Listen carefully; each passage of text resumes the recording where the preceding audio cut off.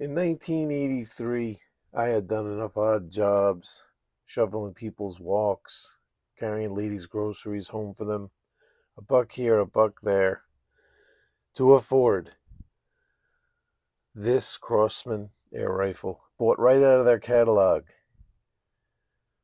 I remember the day it came. I remember how awesome it was to finally have the air rifle I wanted. Let's check it out.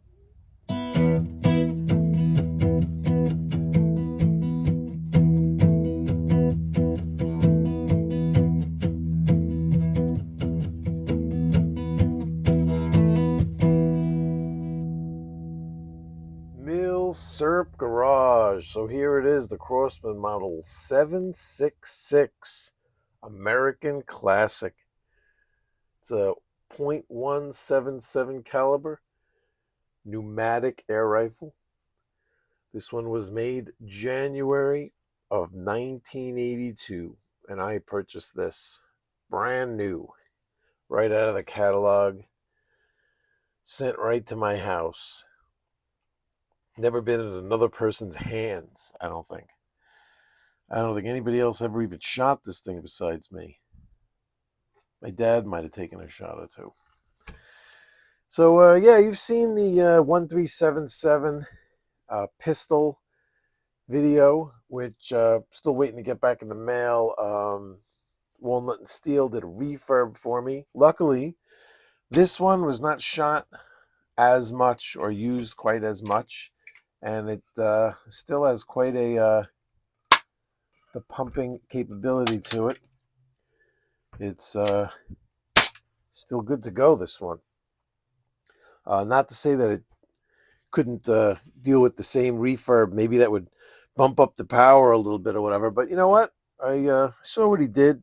I don't really have much experience with these air guns, but there sure are a lot more parts, it seems. There's a lot more going on inside to actually create the pressure to shoot. There has to be a chamber and valves and all kinds of stuff, cups, but pretty sure we can handle it here. So might be a project for the future to take on the endeavor. You know what I mean? So let's see. This thing, very similar to the 1377, had three. What do they call them again? They don't call them versions or models. Phases. That's what they call them. Phases.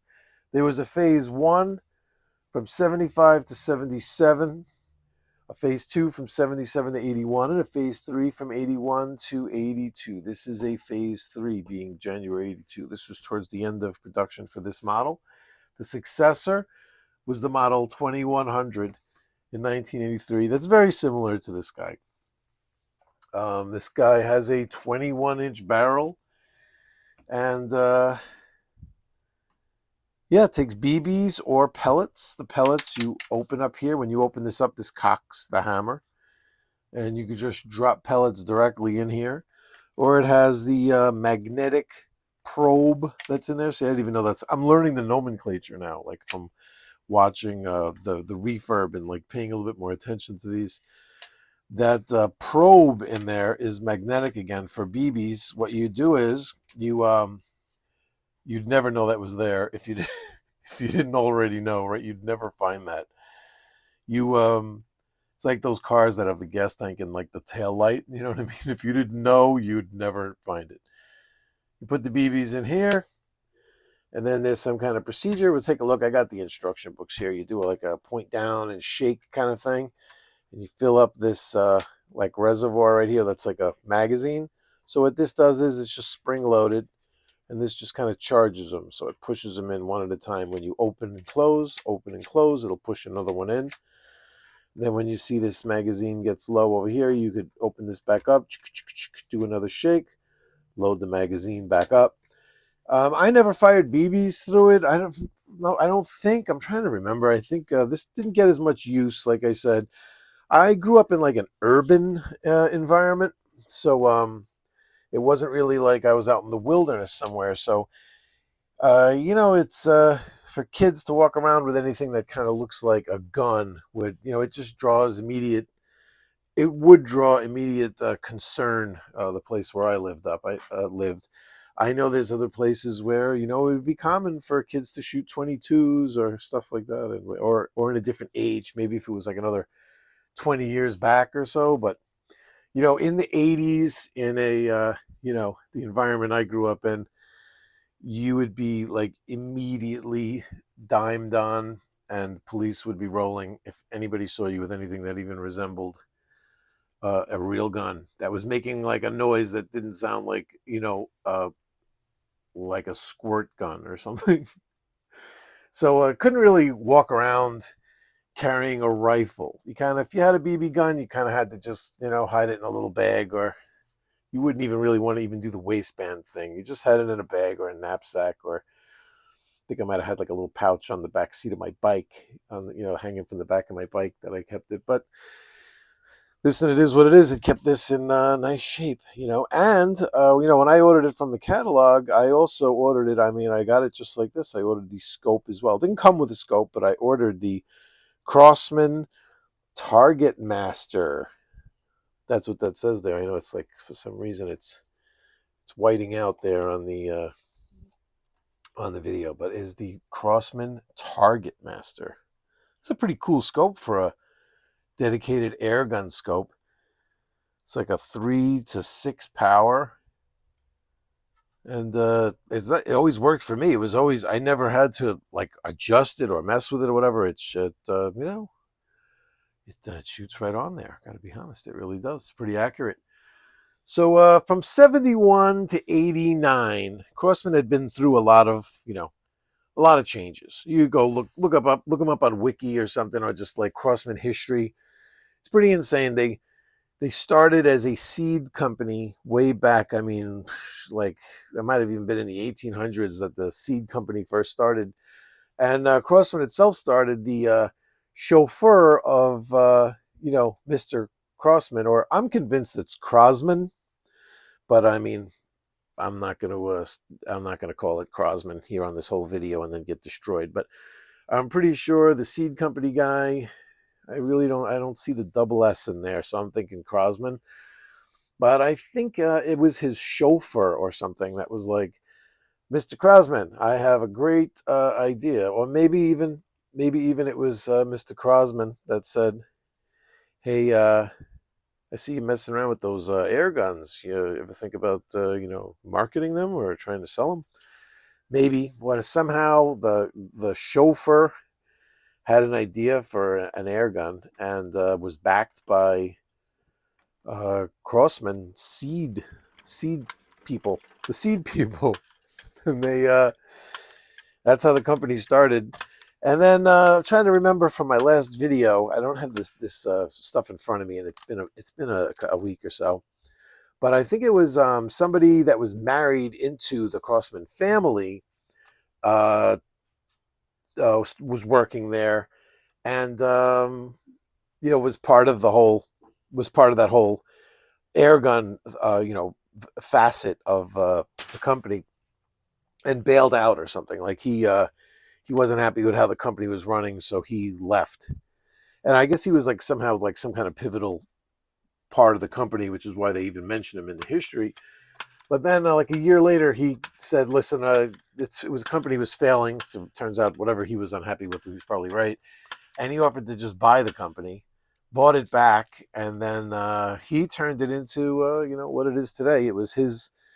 He linked up with a guy. His name was Merz, M-E-R-Z. What was the guy's interesting first name? I'm trying to remember it. Well, I have it here in the patents. We'll take a look at that in a bit. But Mr. Merz, I think it was Rudolf Merz was the guy that came up with a lot of patents for Crosman. But I was saying, they went through a lot of different changes. But one of the changes was from 71 to 89, when this and the 1377 were made. They were owned by Coleman Company, the makers. You've heard of Coleman. You see it on all the lanterns and stuff, and like little stoves you could buy for camping, the camping equipment, hunting equipment. And these these are the guys who really turned them around in the 80s to make them the monster that they are. Because what it was that Coleman had all these contracts for distribution with like these accounts with like Kmart, Walmart. I don't even know what. I think Kmart was a big store in the 80s, but I'm trying to remember the others. I don't really even remember the name of them, but all of these types of stores that all started cropping up because that was a big new thing in the beginning of the 80s. When we got out of the 70s into the 80s, were these big Wally World stores. And Coleman had accounts with all of these stores. They were like whole aisles full of all Coleman stuff. And when they bought Crosman, that's when they were just automatically just filling the shelves in all of these Kmart's, Walmarts, and stores like that. And that's what really made the company popular. That's what really made them explode. And you can even see on this guy here on the driver's side, we have Crosman air guns. It's got to be like one of the coolest, like symbols for a company. A Coleman Company. There you go. Fairport, New York. And yeah, we got a crossbolt safety here, like a, professional snick on and off metal safety. Stocks on these are plastic, but they do a good job of making them look like wood, don't they? These really look nice, And there's these like white line spacers, or yeah, I guess if you took this apart, it is an actual white line spacer. The butt plate actually says Crosman. Oh wait, it says Coleman. How cool is that? I didn't notice that until just now. It actually says Coleman on the butt plate. Ooh, Coleman throwing their weight around, wanting to be known. So there's a cool, this sight would be at home on any of these 22s that we've seen. This is a professional, nice sight. But I never messed with it. As soon as I got this thing in the mail, I put the scope right on. But it does have a nice, the sights are nice. Those are professional sights. That's center fire or, rim fire quality stuff on here. So these three phases, let's take a look. Here's what's kind of cool is that if you look online, you can find, my notes are a little discombobulated. If you look online, you could find the instruction book, for phase 1,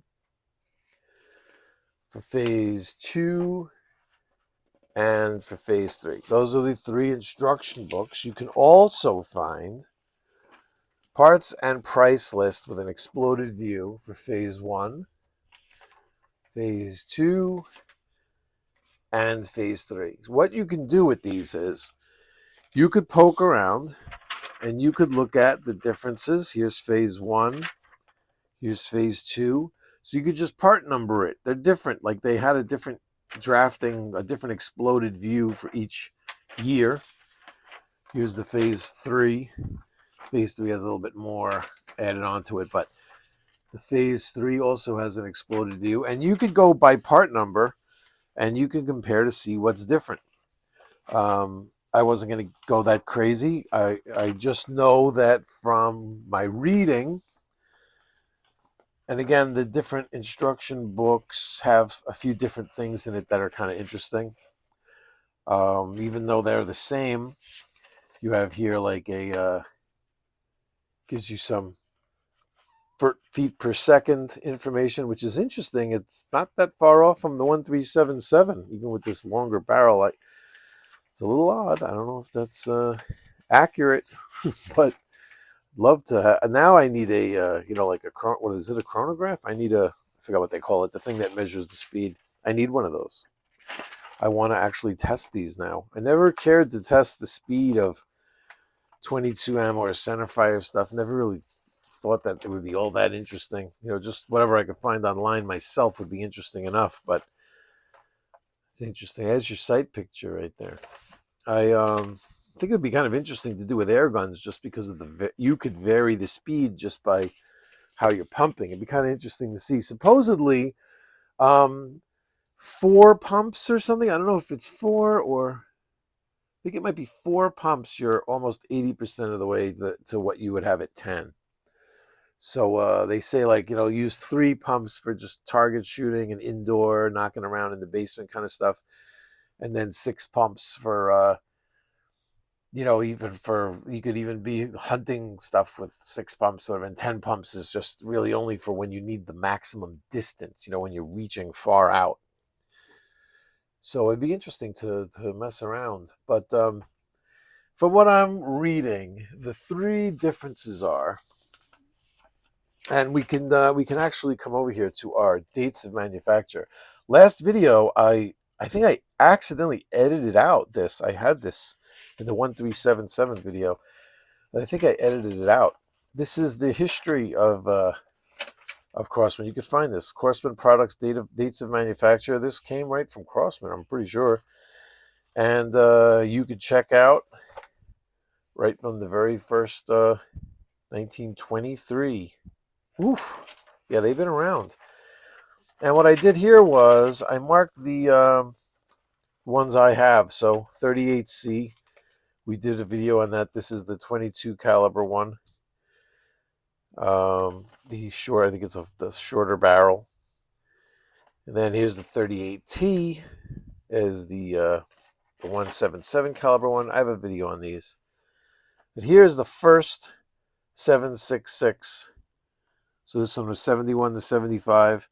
Pneumatic BB repeater, 177 caliber, pellet, takes pellet single shot. So it's a repeater with BBs, pellet single shot. First variant with tapered plastic barrel housing. So you see here how the barrel, it just looks like a pipe, like just a tube. It doesn't increase in diameter. Well, apparently the first model, it had a tapered barrel. So it started off wider and it got thinner as you got towards the front. And it was a plastic housing.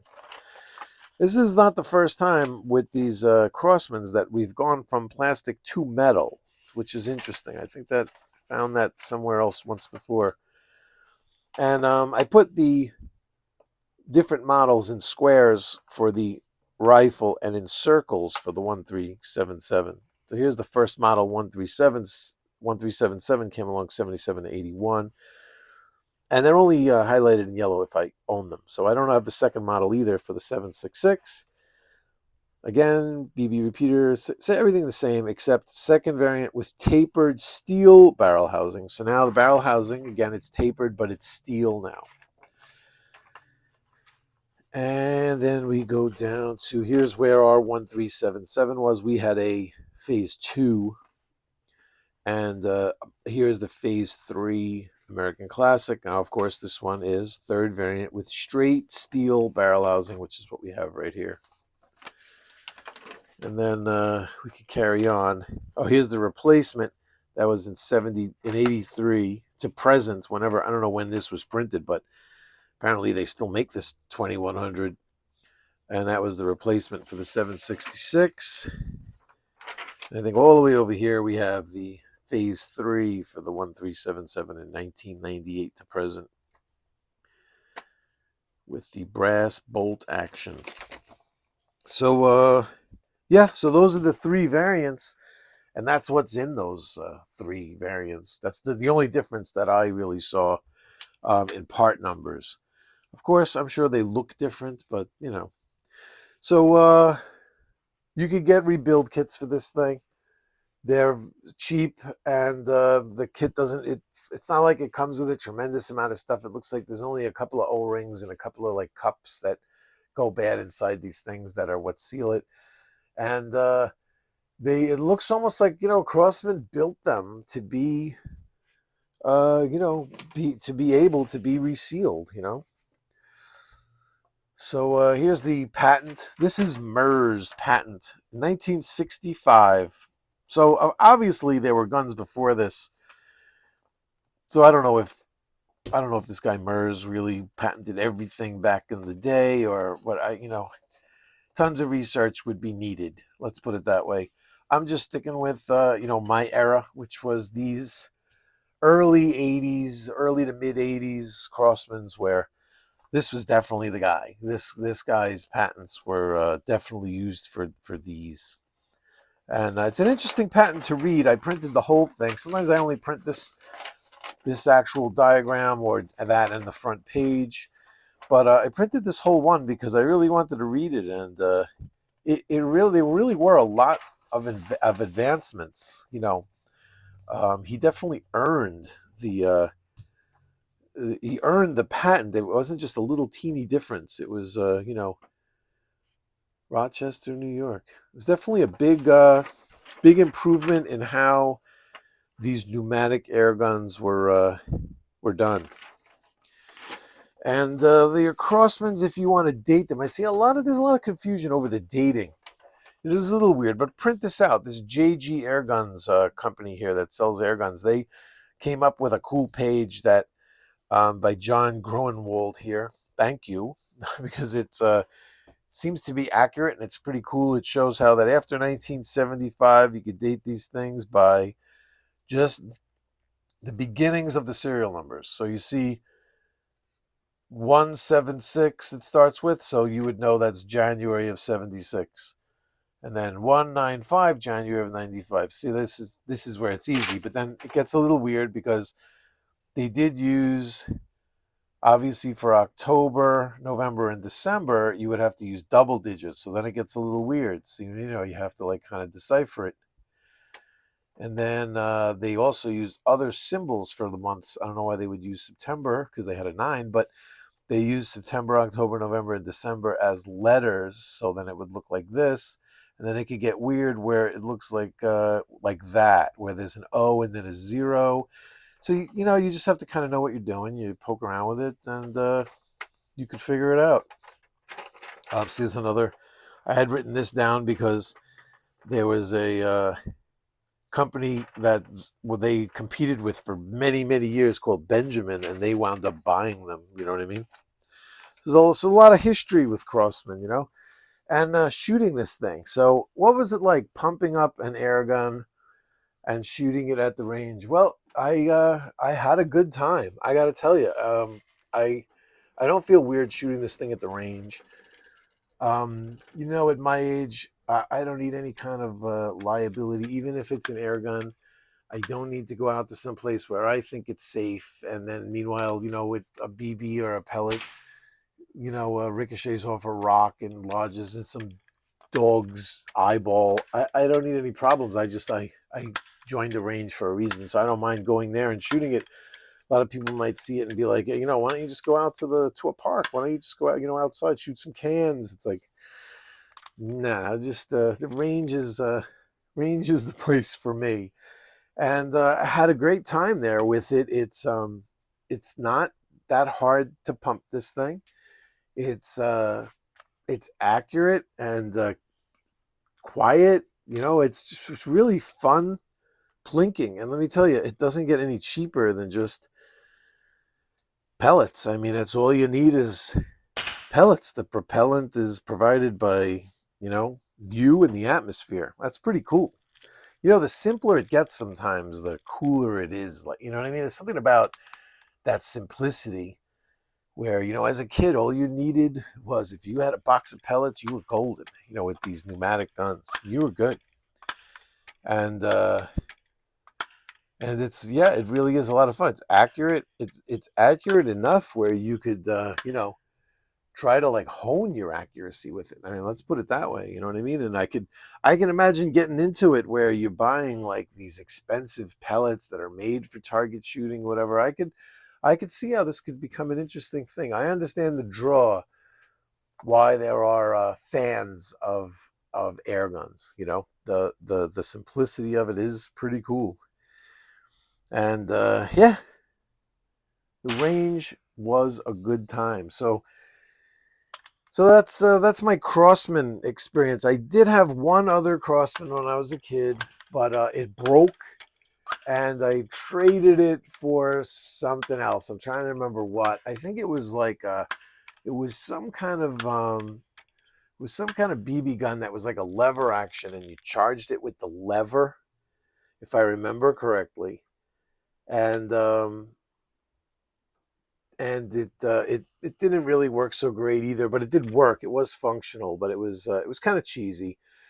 And then I remember the guy that I did the trade with came back to me like a month later and said, I remember his name too, but I don't want to say it here. But he came back to me and he said, my dad. I told my dad that I traded. He was asking me where it is. I told him I traded it, and then he's mad and he wants me to get it back. So I didn't even. I told him that he was going to give me the Crosman that I traded him for. The 357 Magnum one. It was like a break action, and it had like the cylinder was removable. Like it had like 3 cylinders for it, but it was a CO2 gun. It was the first CO2 one that I had bought, and I didn't like the CO2 ones, So I didn't really like it, and it had problems. I don't remember if it was leaking. I think it had other problems. Something happened to the action where when you pulled the trigger, it could only work like single action. The double action didn't work or something, and he was going to fix it.